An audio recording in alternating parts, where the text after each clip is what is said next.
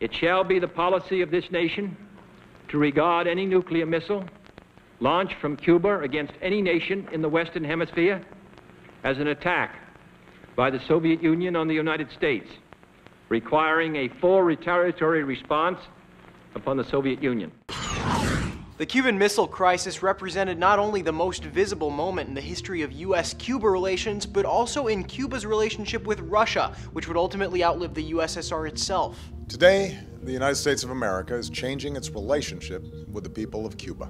That relationship could be set to change in a big way, with diplomatic relations between the U.S. and Cuba seemingly on the horizon. But it's not clear just yet exactly what this new relationship means for the decades-old alliance. Cuba suffered one of its worst economic depressions after the fall of the Soviet Union in 1989, and it took the country years to recover from the food and power shortages it saw during what it came to call the Special Period.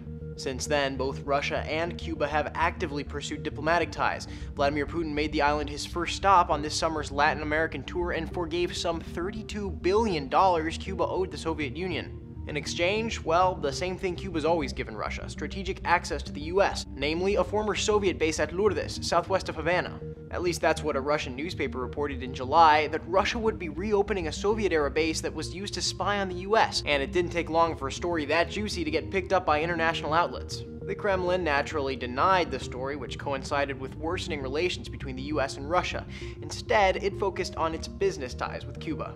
In fact, there were actually Russian officials in Havana just ahead of President Obama's announcement this week, including Russia's deputy prime minister, who is on a tour of Latin America. One effect the possibility of an improved US-Cuba relationship has already had, sparking speculation about the US's intentions. An analyst for Russian state-sponsored outlet RT writes the US might be trying to further isolate Russia in a way that America is trying to move away as many allies of Russia as it possibly can. And that's a popular view. It's no coincidence that the Russian deputy prime minister is also visiting Venezuela, another traditional Cuban ally hurt both by the fall in oil prices and recent US sanctions. For Newsy, I'm Sebastián Martinez.